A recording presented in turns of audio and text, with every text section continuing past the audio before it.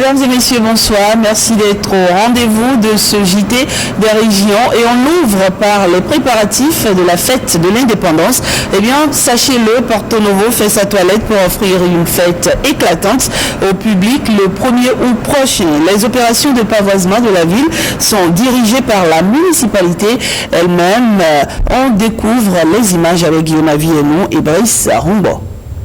Porto Novo, la capitale politique et administrative du Bénin, fait sa toilette pour le 1er août.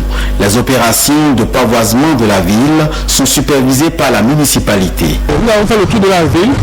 Nous sommes en train de voir comment nos ouvriers, nos techniciens sont en train de mettre les choses en place.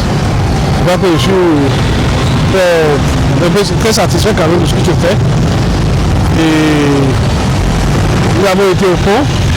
L'entrée de la ville est assez bien pavoisée et au niveau des trottoirs, le nettoyage continue. Je vois que tout se passe bien. D'ici demain soir, avec la campagne de charité qu'on aura, ça va compléter tout ce dispositif qui se met en place progressivement. Pour cette année, les autorités de la municipalité annoncent une petite innovation dans l'organisation de la fête. Il y a 56 ans, c'est ici que la République a été proclamée. Et donc par rapport à ça, nous allons faire une manifestation de grâce pour tout le pays. Donc je profite pour inviter tous les cadres de ce pays à venir le 31 juillet, le dimanche, à 19h, à l'église Notre-Dame, pour communier ensemble avec vous. Une messe d'action de grâce pour le 31 juillet, veille de la fête de l'indépendance, puis les défilés militaires et civils pour le jour J, le 1er août. La municipalité promet une fête à la taille de l'événement, malgré l'austérité. Et au sujet de cette célébration, il faut dire que Albert Evoidren ne démord pas. L'indépendance du Bénin est une chose, mais son indépendance économique demeure une grosse interrogation. Voici sa réaction face à la fête que nous célébrons dans quelques heures. Le pays de Béanzin, le pays de Tofa réconcilié avec Béanzin, elle devient un pays indépendant, devient un pays qui peut, dans l'Afrique, à côté du Nigeria, qui peut, dans l'Afrique, dans la capacité de mobiliser les intelligences, faire de notre Afrique également une terre de promotion humaine. Une terre qui, après avoir envoyé ses enfants à Haïti et ailleurs, n'est-ce pas, retrouve un peu la capacité de mobiliser ses ressources pour faire de cette terre une terre de vrai développement, ouvert à tous. Et je crois que les circonstances nous donnent la chance de montrer que le Dahomey peut encore. Je dis ici, c'est le Bénin. C'est très particulier comme pays. Ce n'est pas le Nigeria, ce n'est pas la France, c'est le Bénin qui sait véritablement se mobiliser pour garder sa capacité d'analyse, sa capacité de s'engager. Les élections nous ont montré cette capacité-là. Nous devons continuer. Mais nous sommes faibles parce que nous sommes fragiles. Pas oublier que nous sommes fragiles, et parce que nous sommes fragiles, nous devons être vigilants sur nous-mêmes. C'est ce que je souhaite, que le Bénin soit vigilant pour que le développement ait une chance de nous donner la capacité de mobiliser toute la géographie économique autour de nous. Nous avons des possibilités. Cherchons-les, profitons-en. Voilà, dans le département du Zou, les éléments chargés d'exécuter le défilé militaire à Abomey s'activent également pour offrir un beau spectacle à la population. Une équipe de l'antenne régionale est allée faire le constat. Voici les images. Séance de répétition des forces armées béninoises ici à la place Goro d'Abomey. Le défilé du 1er août se prépare. Police, gendarmerie, sapeurs-pompiers, sans oublier les paracommandos. Tous les détails sont respectés et corrigés au fur et à mesure. La fête s'annonce belle ici à Abomey. Ce qui se profile à l'horizon pour le 1er août. Donc en dehors de cet exercice de ce défilé qui aura lieu bel et bien le 1er août, avec la modestie financière dans laquelle se déroule ces festivités-là. Comme toujours, la gendarmerie, les forces de sécurité de de police sont chargés de veiller à la sécurité des personnes et des biens. Et dans ce cadre, nous avons diligenté des opérations de patrouille, de fouilles, de renforcement de la sécurité sur tout le territoire du département, tout particulièrement au siège du département qui est à Abomey. Sur le plan sécuritaire, les auditeurs à nous aider, à les aider. Les policiers, les gendarmes ne sont pas des magiciens. Les auditeurs, la population a collaboré avec les forces. La préfecture du Zou met également les bouchées doubles pour une excellente fête, mais il n'y aura pas de défilé civil. Cette année, la particularité est que la fête se déroulera dans la sobriété. Et c'est ce que le gouvernement a prescrit. Et cela dans le cadre d'une gestion rationnelle de nos ressources limitées. Je crois que malgré tout ça, la fête aura lieu et sera belle. S'il n'y aura pas de défilé civil, mais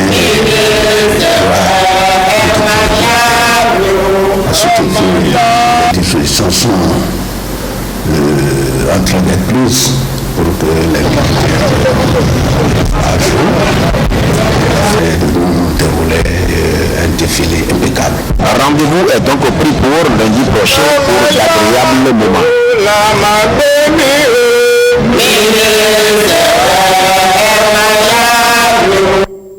Et d'un autre côté, c'est Kandi qui accueille les festivités officielles du 1er août dans le département de la Liborie. Les détails avec Nouroudine Safara et Elviga Messan.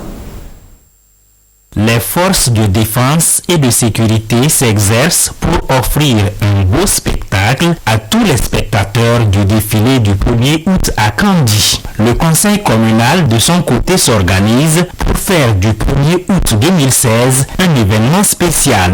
Le nouveau statut de la ville de Kandi l'exige. Le 56e anniversaire de l'indépendance, c'est un anniversaire vraiment particulier, en ce sens que la ville de Kandi a été érigée, n'est-ce pas, en chef-lieu du département de l'Albouri. Donc nous voulons vraiment imprimer un cachet officiel au 56e anniversaire de la fête de l'indépendance. Pour qu'il en soit ainsi, le tout premier préfet du département de la Liborie lance un appel à la mobilisation. Le maire, je voudrais le remercier parce qu'il est en train de prendre les dispositions pour que la fête soit belle. Et je voudrais convier, n'est-ce pas, nos compatriotes, à savoir tous les élus à l'échelle départementale, pour qu'ils se mobilisent autour du maire de Kandi pour que vraiment cette fête soit très belle. À l'issue de sa sortie, le préfet du département de la Liborie se rend compte que chacun des acteurs impliqués dans l'organisation joue sa partition pour un 1er août réussi à Kandi. Et une question à présent, qui sont les premiers occupants de Porto Novo. Emilienne Fayomi de l'antenne régionale de l'OITB à Porto Novo s'est intéressée à la question. Elle s'est rapprochée du professeur Noko Agosu, enseignant à l'université, pour en savoir un peu plus, suivant un extrait de son intervention. On admet que les premiers occupants étaient des communautés Yoruba, des communautés de chasseurs qui, à la recherche de gibier, s'étaient déplacés de leurs terres ancestrales, le pays Yoruba, au Nigeria, dans le sud-ouest du Nigeria, pour migrer vers l'ouest, c'est-à-dire vers nos contrées ici. On en était là quand il y a eu les premières migrations des originaires d'Adjapado via Alada. Alors là aussi, il y a eu des discordes entre les peuples de Tado pour des questions de succession au trône. Une fois à Alada, à un moment donné, il y a eu encore des problèmes de succession. Et 3 frères qui prétendaient également des droits au trône, n'ayant pas réussi à s'entendre, ils ont dû prendre chacun son chemin. Mehdi Yassounou, le plus jeune, il a pu l'emporter sur ses frères. Donc lui, il est resté sur le trône d'Alada. Bon, un autre s'en est allé vers le nord, qui a créé ce qui deviendra plus tard le royaume du Dahomey, de Rubadja. Bien. L'aîné, Péagbali, est descendu vers le sud-est pour s'installer à Porto-Novo. Alors, arrivé à Porto-Novo, il a rencontré les communautés Yoruba dont j'avais parlé et il s'est rapproché de leur chef. Il faut préciser que les Yoruba n'avaient pas une entité étatique en tant que telle. Il n'y avait pas un royaume, il y avait un supérieur. Péagbali, rusé comme il était, s'est présenté devant le maître de cette communauté, l'ancêtre, pour demander un espace pour s'établir avec les siens. À noter dans cette édition que le conseil communal de la ville de Ouidah appuie le monde enseignant du primaire et de la maternelle pour de meilleurs résultats à partir de la rentrée prochaine. Une remise de matériel didactique a eu lieu ce vendredi 29 juillet dans l'enceinte de l'hôtel de la ville. Petroni Lokosu et Jérôme Mumbo. C'est par une minute de silence à la mémoire de l'ancien président Émile Derlazissou que le conseil communal et le corps enseignant ont démarré la séance. La remise de ces matériels didactiques est un complément des exercices précédents du Fonds d'appui au développement des communes volet éducation. Elle intervient dans un contexte marqué par de faibles résultats obtenus au dernier examen du certificat d'études primaires dans cette commune. Ce n'est qu'une aide à nos enfants et aussi pour aider aussi les enseignants à mieux éduquer nos enfants. Nous voulons vous dire que nous sommes très soucieux de l'avenir de nos enfants et malheureusement, les résultats que nous avons aujourd'hui ne nous encouragent pas beaucoup. Mais on sait que nous devons rassurer les enseignants de leur soutien permanent à l'endroit de la mairie, à l'endroit des enfants, à l'endroit des parents d'élèves et savoir que tout va changer, j'espère, à partir de la rentrée prochaine. Ces matériels sont estimés à près de 7 millions de francs CFA. Tout en remerciant le conseil communal, le corps enseignant et le syndicat de ce sous-secteur se sont invités à plus d'ardeur pour l'amélioration des résultats. Ce que nous sommes en train de voir, c'est de qualité.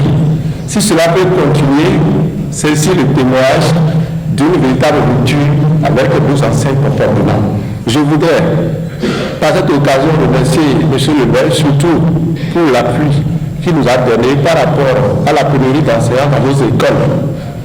Je voudrais également le remercier pour les multiples réflexions qu'il apporte, disons, aux écoles en difficulté d'infrastructure.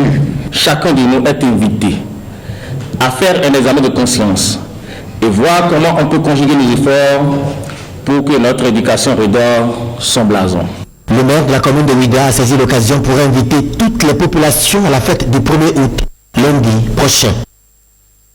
Voilà, le reportage est signé Jérôme Rombo. Et on retient que ce 29 juillet marque officiellement la fin de l'année scolaire en cours. Le ministre en charge des enseignements maternels et primaires a fait le tour de plusieurs établissements publics du primaire pour annoncer en personne la nouvelle aux acteurs du secteur. Guillaume Avieno et Patrick Yimavo.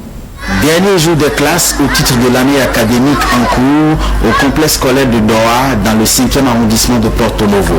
La première étape du périple du ministre des enseignements maternels et primaires dans 4 établissements publics ce vendredi 29 juillet pour annoncer et constater officiellement la fin de l'année scolaire.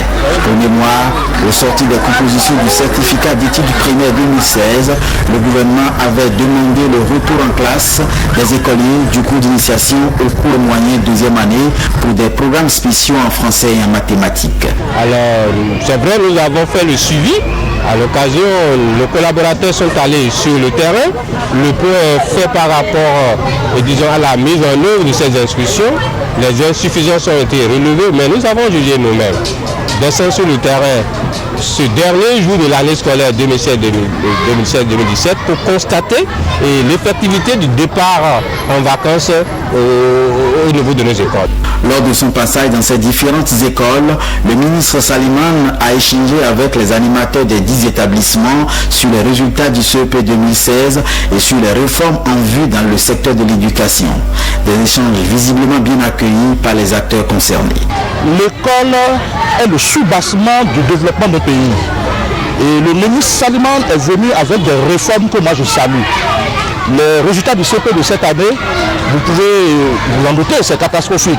Mais ça montre le vrai visage de l'école béninoise. Et cela interpelle tout le monde, tous les acteurs du système éducatif, directeurs d'école, enseignants, inspecteurs, conseillers pédagogiques et même les parents et le gouvernement. Cette tournée du ministre dans les écoles de Porto-Novo donne le top des grandes vacances. Karim Salimane les souhaite divertissantes et studieuses aux apprenants et enseignants. Et puis tous les acteurs intervenant dans la protection de l'enfance dans la commune de Zakota, dans les communes de Zakota et Boycon reçoivent de nouveaux matériels de travaux. C'est une initiative de la Fondation Terre des Hommes qui entend les encourager à produire de meilleurs résultats sur le terrain. Gilles Dansou et François Zinsou. Des équipements pour faciliter le travail aux différents acteurs chargés de la protection de l'enfance à Zakota et à Boycon. La Fondation Terre des Hommes poursuit ainsi sa lutte pour l'épanouissement de l'enfance. Tout le monde, tout le conseil communal, à sa tête le maire, vous en est vraiment, vous témoigne toutes les reconnaissances pour toutes les actions que vous menez dans ce sens. La Fondation Terre des Hommes entend ainsi donner aux acteurs de la protection des enfants des outils nécessaires pour un travail efficace sur le terrain. Les associations bénéficiaires de ces motos ont depuis décembre 2015 suivi un certain nombre de formations de renforcement de leurs capacités, aussi bien de capacités organisationnelles vis-à-vis d'elles-mêmes, et aussi de renforcement de capacité par rapport à la protection des enfants. Ces moyens qui seront mis à la disposition de ces associations serviront exclusivement pour l'identification, le suivi, le référencement des enfants qui sont en situation difficile et que le collectif, les associations doivent référer vers le CPS. Une synergie d'action au niveau des structures concernées pour de meilleurs résultats. Dans la présente cérémonie, vous avez constaté déjà qu'il y a non seulement le matériel sera remis non seulement aux acteurs des centres de promotion sociale, sera remis non seulement à la communauté à travers les associations des artisans et sera remis également aux ONG. Donc 3 différents niveaux qui montrent que la protection de l'enfant au Bénin se fait en synergie et ce au niveau de la mairie. Donc ce qui montre tout l'engagement des élus locaux, ce qui montre que le système départemental, le système de protection de l'enfant au niveau du département est bien installé et que la synergie des acteurs se passe très bien. Des signes de protection de l'enfance seront encore plus visibles bientôt sur le terrain. Et on va à présent dans le Nord, le PRPSS, le programme de renforcement de la performance du système de santé, fait le bilan à mi-parcours de son partenariat avec les radios communautaires du Septentrion. C'est à travers un atelier dont les travaux ont démarré jeudi à Parakou. Doris, Nathalie et Olavi. Après 6 mois de mise en œuvre des activités de la stratégie du plan de communication du PRPSS, le programme de renforcement de la performance du système de santé, il est nécessaire de marquer une pause pour faire le bilan. D'où cet atelier. L'objectif de notre atelier, c'est de pouvoir faire le point de ce qui a été fait, comme je le disais tantôt, et c'est également de pouvoir partager entre les médias les leçons apprises, de partager les expériences d'un média à un autre pour une meilleure exécution des activités dans le cadre de ce contrat. En collaboration avec la Banque mondiale, le Fonds mondial et la Gavi, le PRPSS a contracté 12 radios communautaires dans le Septentrion. Nous allons d'abord présenter le bilan l'évaluation des contrats. Nous allons également descendre sur le terrain pour aller voir ce qui se passe dans les centres de santé sous financement basé sur les résultats, parce que c'est de cela qu'il s'agit. Donc les médias qui sont avec nous iront voir l'expérience qui est faite dans cette zone sanitaire. Ils vont aller à la rencontre des acteurs, ils iront également à la rencontre des populations bénéficiaires pour voir un peu quelle est la perception que les populations ont de cette amélioration de la qualité des soins. Le financement basé sur les résultats est la principale composante sur laquelle le plan de communication du PRPSS a axé ses activités. Même si les résultats sont probants, des défis restent à relever. Il ne faudrait pas que ce soit après le retrait, par exemple, du programme, que ces changements de comportement au niveau des agents de santé changent aussi. Et donc ça, c'est le principal défi qu'on a à relever et nous y travaillons. L'autre défi qu'on doit pouvoir relever, c'est qu'au niveau du pays, nous avons deux modèles de financement basés sur les résultats.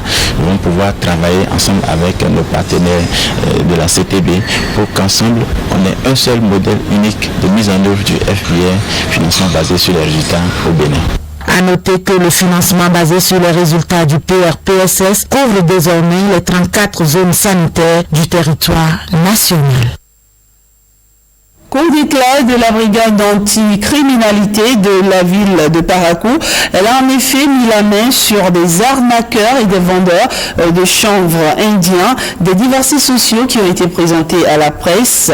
Plus de détails avec Vitis Arori. Double exploit de la brigade anti-criminalité de Parakou tôt ce matin. Elle a pris dans ses mailles ces voleurs, fumeurs de chanvre indien alors qu'ils étaient dans leur ghetto. Une perquisition de leur repère a permis à la BAC Parakou de saisir quantité de chanvre indien et autres produits. Ces 5 individus que vous venez de voir sont des citoyens qui profitent de l'inaccessibilité des quartiers Pérugera et Ruguérou qui installent des ghettos. Et pour faire tout ce que vous venez de constater là, fumer toutes sortes de drogues. En réalité, quand ils finissent de consommer ces drogues, ils rentrent dans la ville et dans les différentes maisons et ils peuvent commettre toutes sortes de vols. Ces fauteurs de troubles ne sont pas les seuls à être aux arrêts. Ces 3 hommes aussi ont été pris. Ils sont venus de Cotonou pour exercer l'ANAC à Parakou. Un exode de la cybercriminalité, pourrait-on dire. Les 3 jeunes hommes que vous venez de voir sont venus à Parakou ici et ils ont pour l'occasion loué une villa à Amaouion Ouest. Une villa pour un mois à 110 000 francs. Il y a tellement dans leur portable assez de messages de transfert de fonds en euros, en dollars et que sais-je encore. Et pour lutter efficacement contre ces hors-la-loi, le commandant de la brigade anti-criminalité de Parakou a demandé la collaboration des Parakois à travers des dénonciations et autres informations.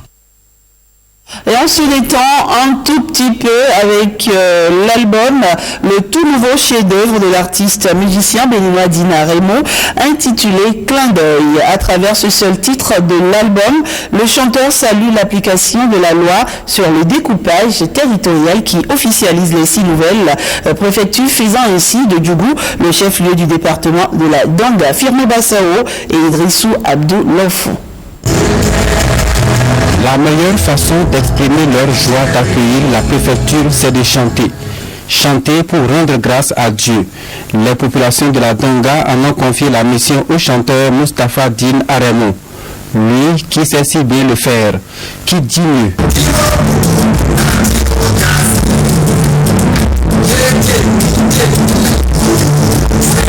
C'est là en effet la source de l'inspiration qui a donné naissance à l'album Mon Carrefour en dindi ou Clin d'œil en français. Je me suis mis à la place des populations de la Donga pour remercier le gouvernement du nouveau départ du fait que le département de la Donga est devenu une réalité, mais pas seulement sur le papier. C'est quelque chose que nous espérons depuis plusieurs années, depuis plus de 50 ans. Et voilà un gouvernement qui vient en moins de 3 mois, qui nous accorde le département comme cela se doit. L'avènement de la préfecture pour l'artiste est une invite au travail pour faire du développement une réalité. Il faut se mettre au pas. Alors on ne peut pas vouloir des omelettes et ne pas casser les œufs. Donc je vais les inviter au travail, surtout aussi à l'amour de leur département, à l'amour de notre pays, notre cher pays, le Bénin. L'histoire de l'oiseau et de la cage est assez évocatrice du souhait, longtemps caressé par les populations de la Donga, de voir un jour la ville de Djougou abriter le chef-lieu de leur département. Une prophétie vieille de 50 ans. Le ministre d'État, M. Abdoulaye Diop-Tchane, son père, je dis bien, avait vu 50 ans auparavant qu'il fallait choisir la cage et laisser l'oiseau. Mais il n'était pas compris par certains. Et les gens avaient préféré choisir l'oiseau. Mais l'histoire lui a donné raison. Et donc, aujourd'hui, c'est chose effective. On a beaucoup apprécié l'événement. C'est une très belle musique, c'est un très bel album ce qu'il fait. Et on vient de France en fait, et on est ravis de découvrir la culture béninoise à travers la musique de Djougou. C'était une très belle découverte pour nous ce soir. Plusieurs albums à son actif, dont l'album Repère avec un seul titre, Plein d'œil, lancé à la veille du 1er août 2016.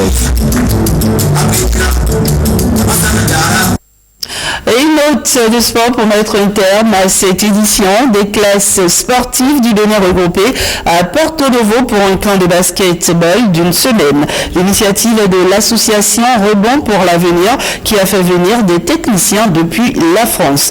Le camp se déroule au stade Charles de Gaulle de Porto Novo avec le soutien de l'OBSU, l'Office béninois du sport scolaire et universitaire. Guillaume Avienou et Patrick Yimavo. Des adolescentes et adolescents des classes de sport sur l'aire de basketball du stade Charles de Gaulle de Porto Novo. Ils sont venus de tout le pays pour un camp de basketball d'une semaine.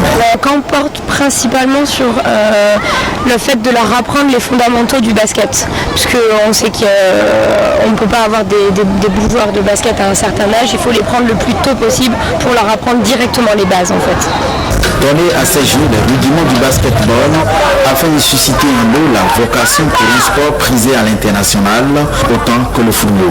Nous avons commencé depuis lundi et jusqu'à présent le retour que nous avons c'est un satisfait. J'espère que jusqu'à la fin de la formation, tous les retours seront positifs. À la fin, nous pourrons faire un bilan en présence des formateurs, des entraîneurs, des arbitres et de l'OBSU afin de pouvoir savoir ce qu'il faut améliorer pour les prochaines éditions. Ce camp de basketball baptisé Rebond pour l'avenir, du nom de l'organisation initiatrice de l'événement, est soutenu par l'Office béninois du sport scolaire et universitaire. Une initiative favorablement accueillie par la Ligue Ouémé Plateau de la discipline sportive. C'était des projets sur lesquels on travaillait. Et une fois arrivé en France avec la Ligue de Lyon, il a intégré rapidement le basketball à Lyon, dans l'occurrence au niveau de l'arbitrage, et il a commencé à leur soumettre ces projets-là. Évidemment, moi, mon soutien, c'est d'abord mettre à disposition tout ce qu'on a ici comme équipement et matériel, et puis les infrastructures, pour permettre à ce que ça se fasse et mobiliser tous les acteurs de basketball, donc les enfants, et les entraîneurs, et les arbitres, et les dirigeants de basketball, et servir de courroie de transmission également avec la Fédé. Un contrat de formation de 5 ans avec la possibilité de stage périodique en France pour les meilleurs. Ces meilleurs vont peut-être faire partie d'ici quelques années du vivier dans lequel la Fédération nationale de basketball va puiser ses stades de demain. Et c'est la fin de cette édition. Je vous remercie de l'avoir suivi. Passez un excellent week-end. À très vite.